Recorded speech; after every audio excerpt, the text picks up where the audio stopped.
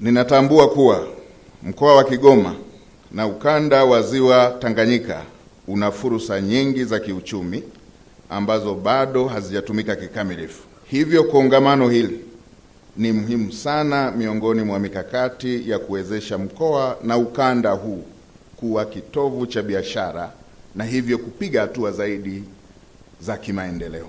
Sote tunatambua kuwa mkoa huu umeshika sehemu kubwa ya Ziwa Tanganyika ambalo ni lango kuu la biashara kwa nchi za Burundi kupitia bandari ya Bujumbura na Jamhuri ya Kidemokrasia ya Kongo kupitia bandari ya Kalemi na Moba.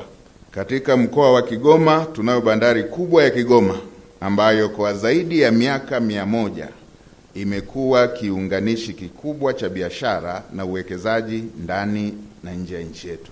Ndugu washiriki, ukanda wa Ziwa Tanganyika kwa ujumla wake una fursa kubwa ya kupiga hatua kibiashara na uwekezaji ndani na nje ya nchi, hivyo kuleta maendeleo endelevu. Ukanda huu una fursa zikiwemo usafirishaji, uzalishaji, uchakataji, kilimo, uvuvi, madini, utalii pamoja na viwanda.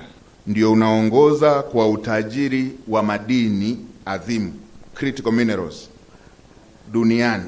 Na kwa sasa dunia inaelekea kwenye matumizi ya madini haya. Kwa hiyo kutokana na umuhimu huo, hatuna budi kudumisha ushirikiano baina yetu pamoja na usalama katika maeneo yetu ili kuweza kufanikisha na kuwanufaisha wananchi wa maeneo yetu kutokana na rasilimali hizi.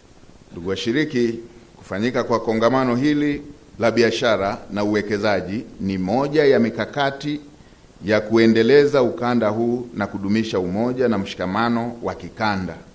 Serikali ya Jamhuri ya Muungano wa Tanzania chini ya Daktari Samia Suluhu Hassan ina matumaini makubwa kuwa kongamano hili litakuwa ni jukwaa pekee la kujitafakari upya, kupanga mikakati na kujizatiti katika kutumia vyema fursa zilizopo kwa maendeleo endelevu ya wananchi wa nchi zetu na ukanda huu.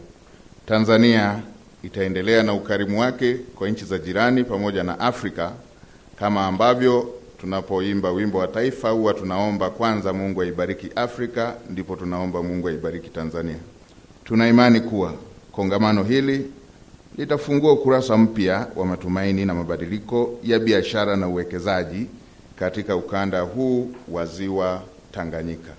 Tanzania iko tayari kushirikiana na nchi jirani katika kujenga miundombinu inayotokea Tanzania kwenda nchi jirani, ikiwemo reli, barabara, bandari pamoja na vyombo vya majini ili kuweza kuhakikisha kwamba usafiri unakuwa rahisi kwa wananchi wa nchi zetu zote.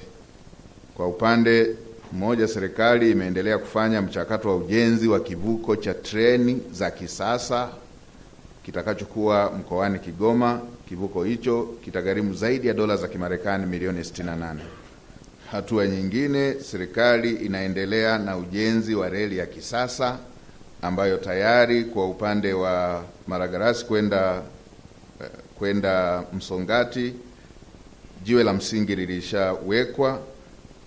Niendelee kusisitiza kuwa sekta binafsi ni mdau mkubwa katika maendeleo na ni injini ya kuchochea utekelezaji wa ukuaji wa shughuli za kiuchumi. Hivyo juhudi za makusudi ziwekwe kwenye kuhakikisha sekta binafsi inashirikishwa kwa kuweka mazingira wezeshi ya uwekezaji na ufanyaji wa biashara.